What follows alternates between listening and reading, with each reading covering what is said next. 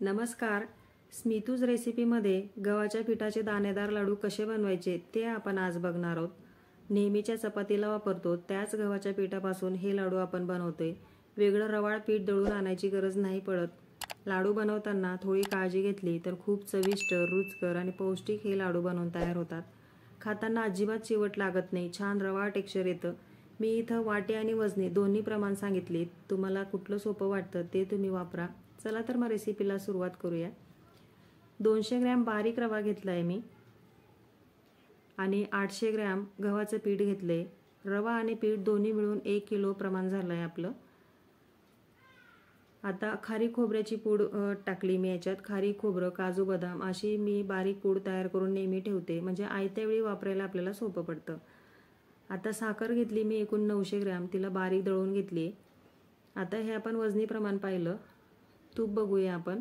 तूप मी पातळ करून घेतले, ते एकूण 500 ग्रॅम वापरणार आहे मी. आता वाटीचं प्रमाण बघूयात आपण. वाटीचं प्रमाण म्हटलं तर रेग्युलरची वाटी वापरले मी. तुम्हाला जास्तीचे लाडू बनवायचे असतील तर तुम्ही मोठं भांडं घेऊन या प्रमाणात तुम्ही लाडू घेऊ शकता. 1 वाटी घेतला आहे मी बारीक रवा आणि 4 वाटी घेतली गव्हाचं पीठ, म्हणजे एकूण 5 वाटी रवा आणि गव्हाचं पीठ झालं आपलं. साखर घेतली मी 3 वाट्या आणि खारीक खोबऱ्याची पूड घेतली 1.5 वाटी आणि तूप घेतले 2 वाट्या. फुल भरून घेतले तूप वाटीने मोजून. आता हे आपलं वजनी आणि वाटी दोन्ही प्रमाण आपण पाहिलीत. आता भाजण्यासाठी घेऊया आपण. भाजण्यासाठी आपल्याला मोठी जाड बुडाची कढई वापरायची, अशी पसरट वापरायची, ज्याच्यामुळे आपल्याला हात दुखून येत नाही, छान असं भाजून होतं. आता पातळ केलेलं तूप मी एकूण 2 वाट्या घेते. आता तूप तापल्यानंतर रवा आणि पीठ दोन्ही सोबतीलाच मी भाजायला घेणार आहे. पिठाबरोबर जर रवा आपण भाजायला घेतला तर असं रवा टेक्स्चर होतं भाजताना, आणि फक्त जर गव्हाचं पीठ आपण भाजलं तर ते असं चिवट होतं, भाजायला त्रास होतो. त्यामुळे गव्हाच्या पिठाबरोबर रवा देखील भाजायला घ्या, त्यामुळे भाजायला आपल्याला सोपं पडतं. आता मिडियम गॅसवरती भाजायचं आहे आपल्याला. मोठा गॅस अजिबात करायचा नाही. मोठ्या गॅसवरती भाजल्यामुळे आपल्या ह्या लाडूंचा कलर बदलतो, डार्क होतो आणि करपटलेली चव लागते आणि अशी चिवट लागतात खाताना, कारण ते कच्चट राहतं. भाजलं पटकन जातं पण ते पीठ हे कच्चट राहतं. त्यामुळे मध्यम गॅसवरतीच आपल्याला हे सगळं मिश्रण भाजून घ्यायचं आहे. तुम्ही पाहू शकता सुरुवातीला खूप असं हे भाजायला चिवट जातंय, असं घट्ट जातंय, असं वाटतं की आपल्याला तूप कमी पडतंय. पण जसं जसं भाजत येतं तसं तसं हे मिश्रण आपलं हे तूप सोडत जातं आणि हलकं होत जातं गव्हाचं पीठ आणि रवा, आणि पातळ होत जातं हे मिश्रण आणि खूप हलकं फुलकं जातं भाजायला. त्यामुळे सुरुवातीला जर आपल्याला हे कोरडं वाटत असलं तरी तूप टाकू नका. जेवढं मोजून घेतलंय तेवढंच आपण तूप वापरायचं आहे. असं एकसारखा हात चालवत मध्यम गॅसवरती आपल्याला हे भाजून घ्यायचं आहे. 15 मिनिटानंतर तुम्ही पाहू शकता सुरुवातीपासून आतापर्यंत 15 मिनिटात थोडं आपलं हे तूप सुटायला लागले, हलकं झालंय, तरी देखील आपल्याला घट्ट जातं हे पीठ. आता एकूण सुरुवातीपासून शेवटपर्यंत एकूण अर्धा तास लागलाय मला, बरोबर 30 मिनिटं लागलीत मिडियम गॅसवरती हे सगळं पीठ भाजायला. मंद गॅसवरती असं खरपूस हे भाजून झालंय, पूर्ण घरभर छान सुगंध याचा पसरलाय. असं मध्यम गॅसवरती जर आपण भाजलं तर खूप छान खरपूस असे हे लाडू होतात. अजिबात घाई करायची नसते. हे असे कुठल्याही प्रकारचे लाडू असले ते भाजताना खूप पेशन्स लागतात, त्यानेच हे आपले लाडू खूप छान होतात.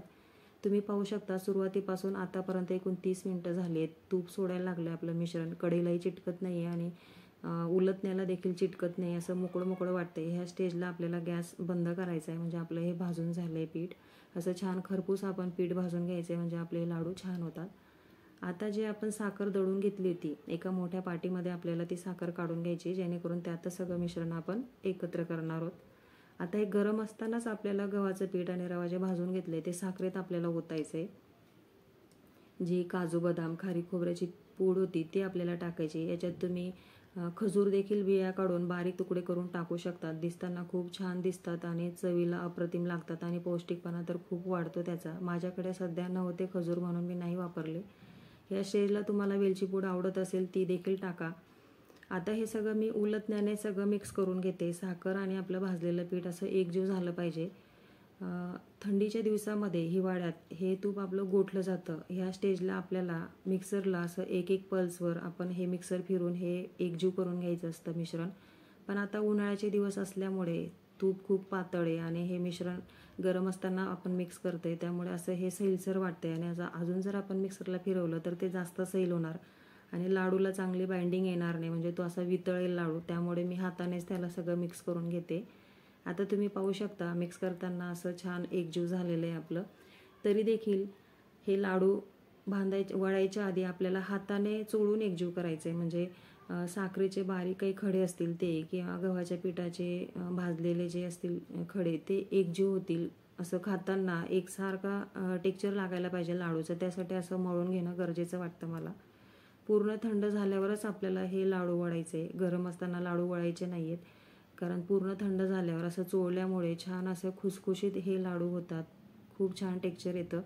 आता तुम्ही पाहू शकता 2 वाट्या तुपामध्येच किती छान हे किलोवर आपलं हे सगळं पीठ सुंदर भाजून झालं आहे, परफेक्ट प्रमाण आलं आहे तुपाचं. तुम्हाला असं तोडून दाखवते लाडू, असं भुगा होत नाही त्याचा, खूप छान असे परफेक्ट 2 भाग होत आहेत. छान असं टेक्स्चर आलं आहे लाडूंचं. अशी थोडी भाजताना एवढी काळजी घेतली ना तर खूप सुंदर हे लाडू आपले बनवून तयार होतात. उन्हाळ्याच्या सुट्टींमध्ये आता मुलांना मधल्या वेळेत खाऊ म्हणून खूप पौष्टिक असा हा पदार्थ आपला बनवून तयार होतो. एक लाडू जरी खाल्ला तरी मुलांचं पोट भरतं. आणि मुलं जर तुमची बाहेर शिकत असतील, माझा मोठा मुलगा बाहेर शिकतो, त्याच्यासाठी मी असे लाडू नेहमी तयार करून देते, कारण पाकातले लाडू म्हणले तर ते पटकन खराब होतात. हे लाडू 2-3 महिने आरामात टिकतात आणि फ्रीजमध्ये 4-6 महिनेही टिकतात, त्यामुळे मी नेहमी असे लाडू तयार करते.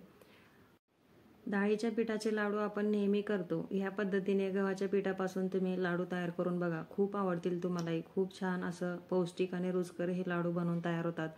रवा वापरल्यामुळे खूप खुसखुशीत असं त्यांचं टेक्स्चर येतं. वेगळं पीठ दळून आणायची गरज पडत नाही. रेग्युलरच्या चपातीला जे वापरतो तेच पीठ वापरून आपण हे लाडू तयार केलेत. खूप छान अप्रतिम असे लाडू झालेत. तुम्हाला यातला जर पौष्टिकपणा वाढवायचा असेल तर तुम्ही खजूर बिया काढून वापरू शकता किंवा अक्रोड, मगजबी ह्या पद्धतीने सुकामेवा कमी जास्त करून आपण पौष्टिकपणा अजून वाढवू शकतो. आजची रेसिपी कशी वाटली मला कमेंटमध्ये नक्की सांगा. असेच नवनवीन व्हिडिओ पाहण्यासाठी माझ्या चॅनलला सबस्क्राईब करा, लाईक करा, कमेंट नक्की करा. व्हिडिओ पूर्ण पाहिल्याबद्दल धन्यवाद.